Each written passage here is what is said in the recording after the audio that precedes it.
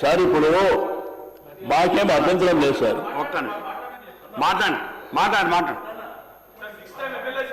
మాట్లాడండి శ్రీనివాస్ గారు.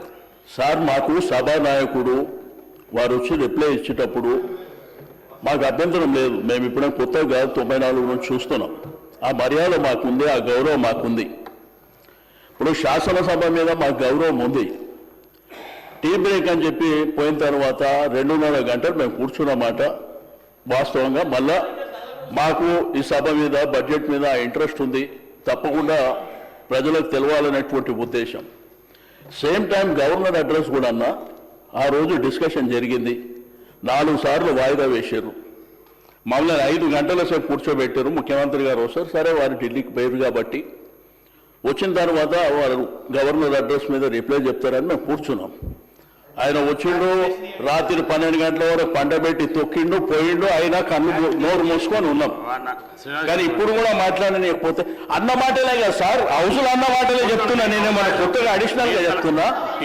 నేను దయచేసి ఒక సీనియర్ శాసనసభ్యునిగా ఈ సభకు గౌరవం, ఈ సభ గౌరవానికి మర్యాద ఉండాలని.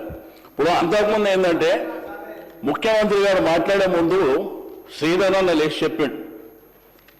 అంటే వారు లెజిస్లేచర్ అఫేర్ మినిస్టర్గా తప్పు మాటలు మాట్లాడద్దు, రికార్డుల నుంచి తీసేయాలి. మా కేటీఆర్ గారు గతంలో మాట్లాడిండు, ఆయన అన్నాడు తెగియాలి అని చెప్పి ఆయన చాలా గౌరవంగా చెప్పారు. స్పీకర్ గారు రికార్డుల నుంచి తొలగించేస్తున్నాం అని చెప్పారు. మరి పండబెట్టి తొక్కుడు మరి అట్లనే ఉండాలనా? చెప్పండి సార్, మీరు చెప్పింది మేము గౌరవించినాము. ఆ తర్వాత స్పీకర్ గారికి అడుగుదామని మా వాళ్ళు క్లారిఫికేషన్ అడుగుదామంటే ఆయన బంద్ చేసుకొని వెళ్ళిపోయాడు. ఏం సార్ ఇది, సభ నడుస్తుందా? అసలు రాజకీయాలలో ఎందుకున్నామో అనేటువంటి బాధ కలుగుతుంది. నేను 94 నుంచి చూస్తున్నా కాబట్టి ఏదో గౌరవం లేదు, మర్యాద లేదు. వారు మాట్లాడుతుంటే వారు రేపు ఆన్సర్ చెప్తారు, మధ్యలో వాళ్ళు వేసి మాట్లాడుతారు. మొన్న కూడా చెప్పిన, మేము అడిగితే మైక్ ఇవ్వరు, మా దిక్కు చూడరు. అంటే దీనికి అందుకే మేము ఎందుకు రావాలి శాసనసభకు బాధ కలుగుతుంది. అధ్యక్ష, మీరు అవకాశం ఇచ్చినందుకు ధన్యవాదాలు.